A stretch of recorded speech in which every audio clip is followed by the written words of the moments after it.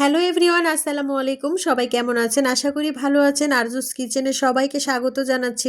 যেখান থেকে আমার ভিডিওটি দেখছেন সবাইকে আন্তরিক ভালোবাসা, অভিনন্দন। আজকে নিয়ে এসেছি নতুন রূপে আরেকটি রেসিপি। ব্রয়লার মুরগি আমি যেভাবে রান্না করলাম সেটাই শেয়ার করব। ব্রয়লার মুরগি যদি টমেটো এবং নারিকেল কোড়া দিয়ে রান্না করেন তাহলে কিন্তু স্বাদটা দ্বিগুণ লাগে। আসুন কথা না বাড়িয়ে ভিডিওটি কন্টিনিউ করি এবং একটা লাইক দিতে কেউ ভুলে যাবেন না ভিউয়ার। সবাই একটা লাইক ডান করে পুরো ভিডিওটা কন্টিনিউ করবেন, তাহলে বুঝতে পারবেন আসলে ব্রয়লার মুরগি রান্না করলে এভাবে কতটা স্বাদ লাগে। আমার স্টেপটা ফলো করবেন, 100% শিওর আপনার ভালো লাগবে। আমি প্রথমে এখানে ব্রয়লার মুরগিটা কেটে নেব পিস পিস করে। অনেকেরই একটা অভিযোগ আছে যে অনেকে বলে ব্রয়লার মুরগি আমার খেতে ভালো লাগে না, ব্রয়লার মুরগি স্বাদ লাগে না, ব্রয়লার মুরগি ভালো স্বাদ হয় না। আসলে দেখুন, এভাবে যদি স্টেপ ফলো করেন তাহলে কিন্তু ব্রয়লার মুরগি খেতে ভালো লাগবে এবং দ্বিগুণ পরিমাণে স্বাদও লাগবে। আমি সুন্দরভাবে এগুলো কেটে নিচ্ছি পিস পিস করে এবং সুন্দরভাবে আমি দেখিয়ে দেব যে এরকম করে রান্না করলে ব্রয়লার মুরগি দ্বিগুণ পরিমাণে স্বাদ লাগে।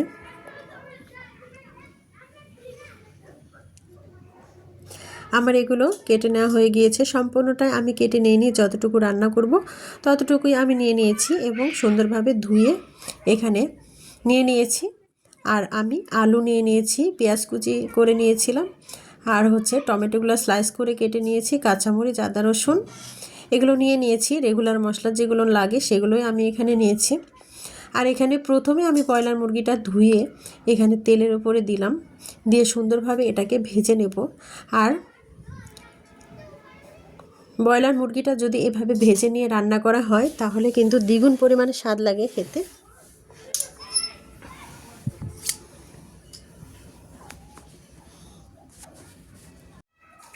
আমি সচরাচর এভাবেই ভেজে রান্না করি, আর ভেজে যদি রান্না করি তাহলে কিন্তু এটা ভালো লাগে খেতে। আর এই জন্য পুরোটা আমি সুন্দরভাবে একদম লাল লাল করে ভেজে নেব। ভেজে নিয়ে রান্না করলে কিন্তু ব্রয়লার মুরগির একটা গন্ধ থাকে, সেই গন্ধটা লাগে না। আস্তে একটা গন্ধ থাকে, সেই গন্ধটা আসে না। সেজন্য আমি এই পদ্ধতিটা অবলম্বন করি। আপনারা এই স্টেপটা ফলো করবেন, তাহলে দেখবেন এতটুকু গন্ধ লাগে না।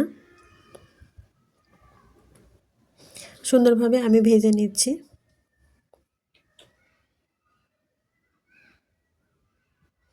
আমার ভেজে নেওয়া কমপ্লিট হয়ে গিয়েছে। এখন আমি আরেকটা কড়াই বসিয়ে দিলাম চুলায়, দিয়ে পর্যাপ্ত পরিমাণে এখানে তেল দিয়ে দিব।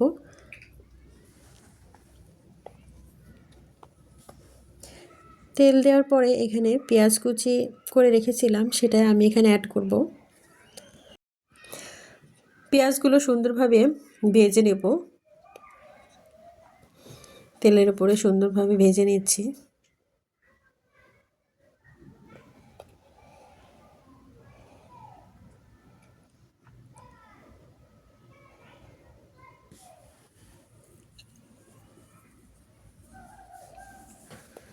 এরপরে আমি এখানে তেজপাতা, দারুচিনি, লবঙ্গ, গোলমরিচ এগুলো দিয়ে তেলের উপরে সুন্দরভাবে আমি এটাকে ভেজে নেব।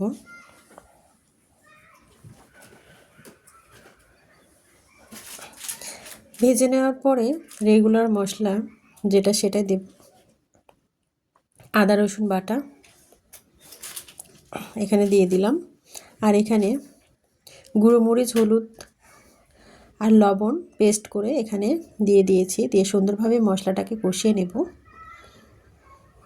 মশলাটাকে কষিয়ে নেওয়ার পরে আমি এখানে আরেকটা জিনিস অ্যাড করে দেব, নারিকেলের দুধ এখানে দিয়ে দিব। আর সেই জন্যই নারিকেল কুড়ে রেখেছিলাম। এখানে নারকেল কুড়া ছিল, সেখানে আমি দিয়ে দিলাম, দুধটা বের করেছি করে এখানে অ্যাড করে দেব।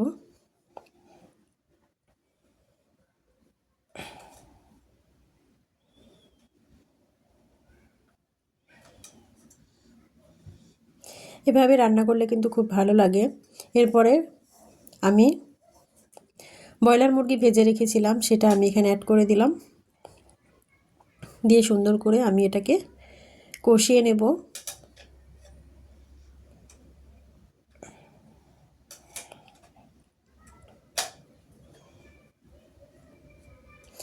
এরপরে আমি এখানে টমেটোটা অ্যাড করে দিলাম, কাঁচামরিচ 2-3টা দিয়ে দিয়েছি, দিয়ে সুন্দরভাবে আবার আমি এখানে কষিয়ে নেব।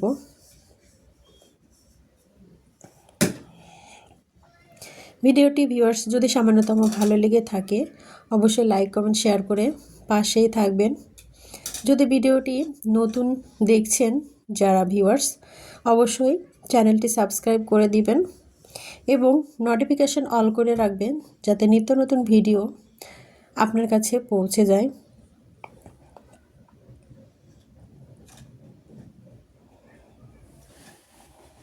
আর যারা অলরেডি আছেন আমার চ্যানেলে সবসময় আমাকে অনেক সুন্দর সুন্দর মন্তব্য করেন এবং অনেক সুন্দর সুন্দর কমেন্ট করেন, তাদেরকে অনেক অনেক ভালোবাসা।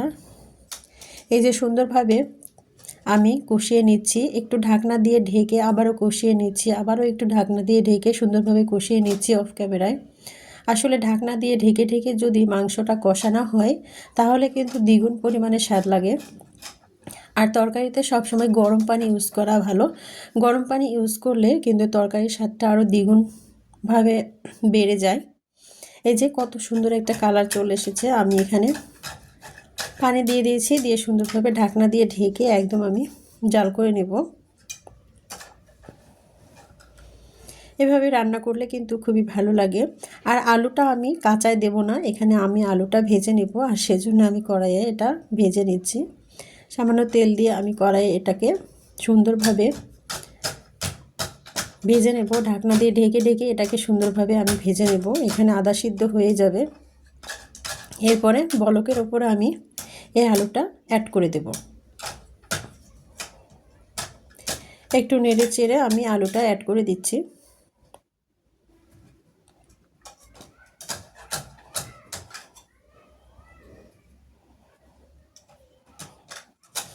সম্পূর্ণ পানি শুকানোর পরে আমি কিন্তু আবারও পানি দিয়ে সুন্দরভাবে আমি আবারও তরকারিটা কষিয়ে নিয়ে রান্না কমপ্লিট করেছি।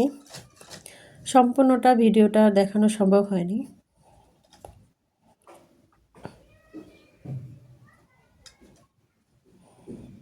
অলরেডি আমার রান্নাটা কমপ্লিট হয়ে গেছে।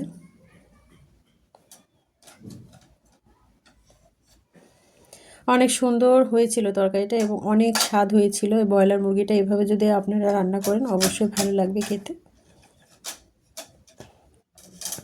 এখানে আমি গোটা ধনিয়া দিয়েছি, পাঁচফোড়ন দেব, আর কিছুটা জিরা দেব, দিয়ে সুন্দরভাবে এটাকে আমি একটা ফাঁকি মশলা তৈরি করব। আর এই মশলাটা দিলে কিন্তু ভালো লাগে খেতে। এটা আমার সবসময় করা থাকে, আজকে করা ছিল না, সেজন্য আমি ভিডিওর মাধ্যমে দেখিয়ে দিলাম যে আমি এটা কীভাবে তৈরি করি।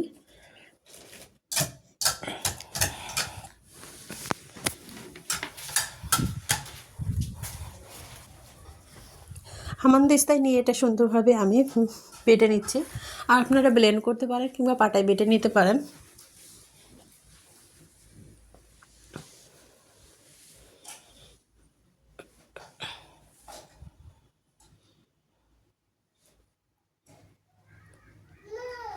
আমার ভিডিওটি আপনাদের কাছে কেমন লাগলো অবশ্যই জানাবেন কমেন্ট বক্সে। সুন্দরভাবে আমি এটাকে বেটে নিচ্ছি।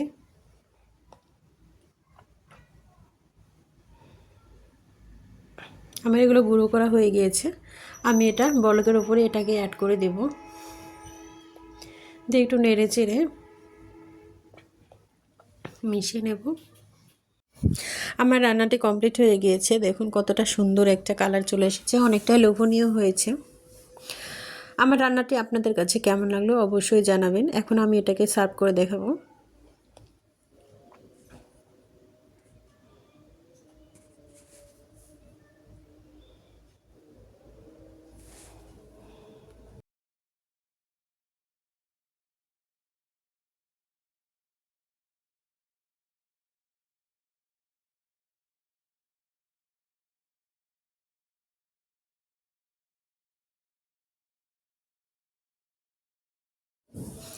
এভাবে রান্না করলে কিন্তু ভালো লাগে খেতে, কতটা লোভনীয় হয়েছে। সবাই ভালো থাকবেন, সুস্থ থাকবেন, সবার সুস্বাস্থ্য কামনা করে এখানে বিদায় নিচ্ছি।